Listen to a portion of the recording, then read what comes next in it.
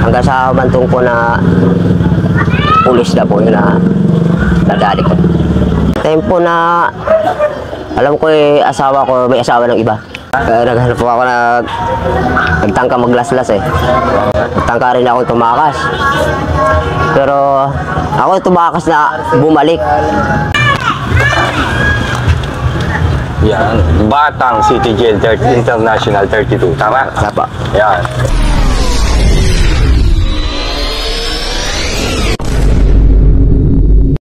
Boss, magandang hapon sa'yo. Magandang hapon po din sa inyo. Maaari ka bang magpakilala sa amin? Ako po si Wilson Jeremia alias Babay po. Batang City. Ikaw ay isang Batang City Jail, sir. Opo. Saan ka namulungan? Sa Tacloban City po. Tacloban City. Tacloban City Jail. Ba't nandito ka sa Maynila ngayon, sir? Trabaho po. Trabaho. Maaari bang makikita ang patunay na ikaw ay Batang City Jail?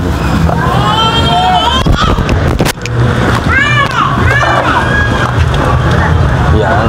Batang City Jail International 32. Tama? Tama. Yan. Kailan na itatak sa'yo yan, sir? 1994 po.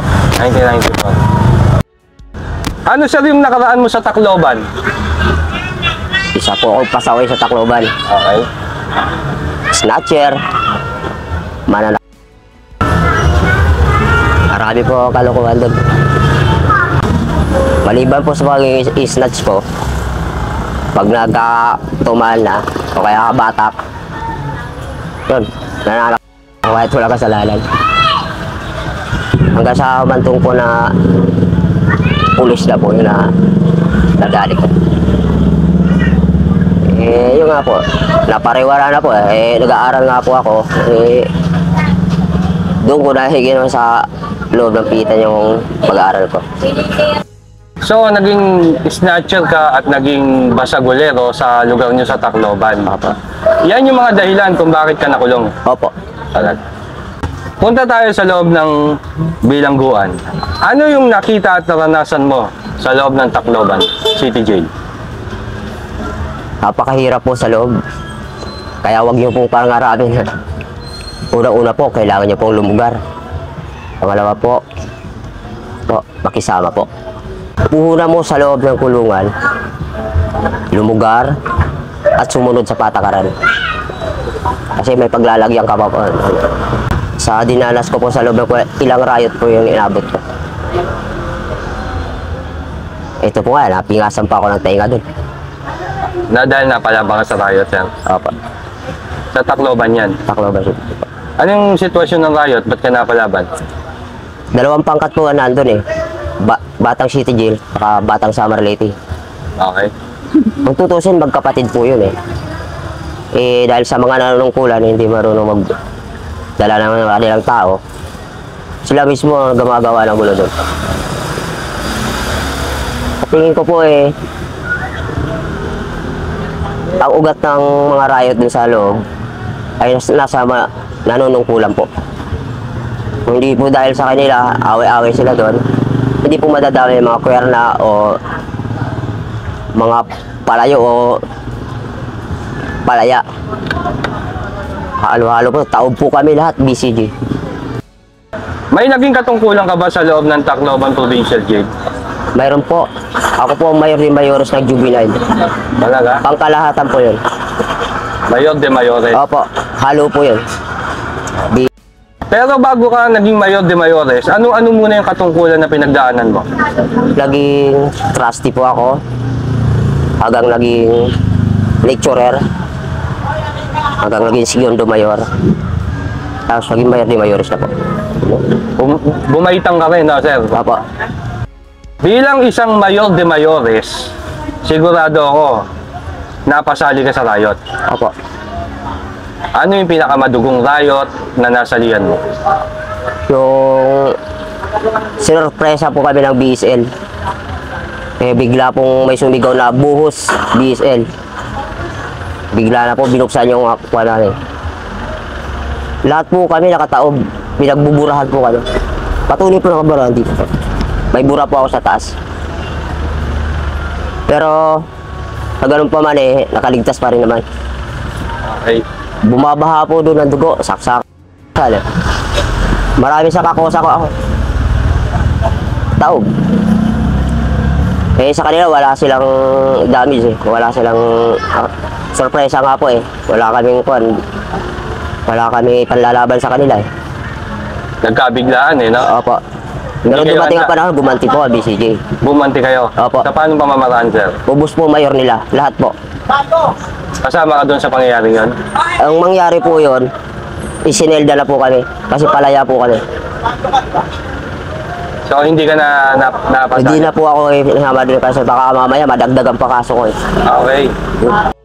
Sa unang pagtapak mo sa Tacloban Provincial Jail, ano yung naramdaman mo? Rick ka ba?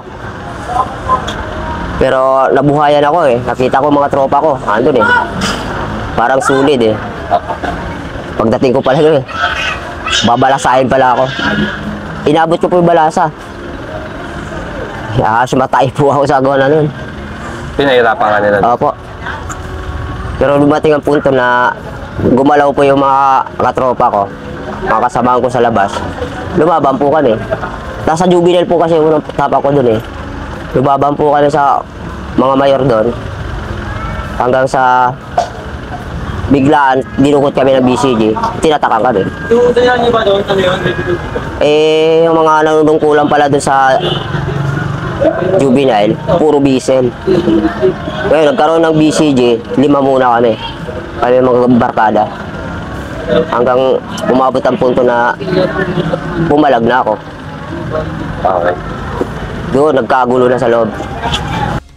Boss, tato. Usapang tato. Dito ba? Totoo ba na yung mga maraming tato doon ay pinaglaruan lang? Hindi na masabi. Buryo lang sila. Yung iba doon, sa tingin ko, nabuburyo. Patatak ng patatak. Okay. Kaya ako, hindi naman dami. Tatak ko, 2 lang. Ang sabi kasi ng mga manonood, lalo na yung mga nagko-comment, lahat daw ng mga maraming tato ay pinaglaruan sa loob. Hindi naman po. Yung libangan na lang nila eh. Wala pong magawa eh. Patatak na lang ng patatak. At saka binabayaran din po yun eh. Ano tala eh, ikaw may pangalan. Patatak mo sa, ito, sa kalaman mo. Ito may pangalan, may bayad po yun. Kailangan po doon eh. May diskarte ka. Patatak ka na lang. Kasi wala ako dalaw eh. Eh, tapos meron ka ng panggastos. So, hindi ibig sabihin pinaglaruan. Hindi naman po. Kamusta yung rancho niyo, boss? Sa Tacloban City Jail po, malinis po yung pagkain. Maayos po yung rancho doon. Tsaka bago sayang yung bigas. Tulong-tulong po yung mga preso doon. Siniselda-selda yung bigas eh, pinipilihan po. Ah, okay. Tsaka Maayos yung pagkain Maayos compared po. dito sa Manila. Opo. Malinis po doon. Sitwasyon ng tulugan niyo doon, sir? Double deck. Double deck. Opo. May mga kutsyon pa. Ah, ganon? Opo. Ay, di mas maayos pa pala yun. May TV pa sa loob. Talaga? Hindi katulad ng siksikan na nandito sa Manila. Oo, eh, mahirap dito. Nakulong din ako dito eh. 3 beses eh. So, mas okay yung Mas okay po tulugan ganun. doon. Liguan niyo, sir? Shower pa. Shower. Opo. Hindi naman timba, 5 tao. Hindi po. Shower po. Shower? Tiles pa nga po yung CR eh. Ang ganda pala sa Tacloban City. Tacloban City Jail po, pinakamalinis eh. Ah, okay. O, shoutout mo yung mga warden doon, sir. Shoutout po pa kay Warding Gaban. Yun, no? Hanggang ngayon siya ba warden doon? Hindi ko na lang po alam eh, matagal na po ako dito eh. Meron na pong 4 years din ako nakakauwi. Okay. Shout. Yung kinatatakutan takal, nakaranas ka ba nun? Makaranas 1 beses. Ilan? 10 lang, nung maakyat ako sa adult, Anong naging kaso mo? Ba't ka natakalan? nagipagsuntukan po ako sa kakusa ko. Ay, pinakabawal yun, boss. Nasa Magna Carta yun, di ba? Talagang matatakalan ka. Masakit? Didilim po yung paningin mo. Ano yung pinakamalungkot na naranasan at naramdaman mo sa loob ng bilangguan? Yung time po na alam ko eh, asawa ko, may asawa ng iba. Nabalitaan mo o nakita mo? Nabalitaan ko po sa kapatid niya. Ano yung pakiramdam nun siya? Eh, siyempre po eh. Ha? Kaya naghanap po ako na nagtangka maglaslas eh. Nagtangka rin ako tumakas. Pero ako tumakas na bumalik. Nakataas ka, sir. Nasa taas na ako, pagtalon na lang eh. Bumalik ako eh. Sabi ko eh, bubunuin ko na lang yung kaso ko. Pag nasa labas ako, malamang papatayin din ako eh. Oo. Eh, ayun eh, kahit malungkot, kaya to eh. Ginawa ko yung kasalanan ko, hindi panindigan ko na lang to. Kamusta yung asawa mo? Wala na talaga. Wala na. Ngayon, may kinakasama ka ngayon. Parang malabo. Mayroon na. Parang malabo na meron na. Meron eh, abroad siya eh. Abroad. Kararating na nga lang ngayon eh. Andyan siya ngayon. Andyan po. Oh. At least meron kang love life na. Love life eh, may habibi naman siya. Pakitagalog nga yung Habibi, sir. Alam ko eh, mahal yata yan eh. Para sa'yo, sir, Ah, gaano kahirap makulong? kung dito basurero ako sa labas, tapos sa loob eh, may katungkulan ako. Mas gugustuhin ko basurero ako dito sa labas.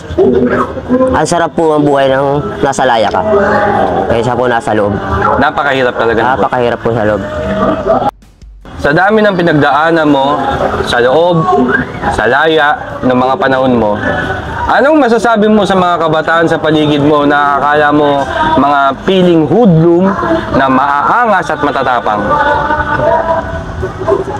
Pag natikman nyo yan, nako po. Ewan ko lang kung ilang santo ang tatawagin nyo pag nasa loob na kayo. Anong may papayo mo sa kanila, sir? Para hindi na nila danasin ang mabilanggo. Mag-aaral kayo mabuti. Hindi nyo ituon yung kwan nyo para maging maayos yung mga buhay nyo. Hindi kagaya namin. Napakabisa ng mensahe mo, boss. Baka meron kang gustong batiin o pasalamatan sa mga dati mong kakosang nandun pa o nandito na. Shoutout po sa mga kakusang Batang City Jail. Yun. Shoutout po kay Boy Tampel, kay Sir Gaban. Kasunod. Nakakalimutan ko na po yung iba eh. Yun. At least sinoutout mo sila. Ako. Boss, maraming salamat sa oras at pagpapaunlak kay Bosyo. Maraming salamat din po at shoutout po sa inyo. Isang mabisang pasasalamat muna, boss. Papawisan ka kayo ko. Okay, pawis na pawis. Kung kaya, paulit-ulit kong sinasabi sa iyo na kung sakaling makikita tayo, ang gusto ko sa laya, wag sa bilibid. Kaya naman sa lahat ng naniniwala at sumusuporta kay Bosyo, kay tatay, pagpalay po kayo nawa ng pong may kapal. Peace out!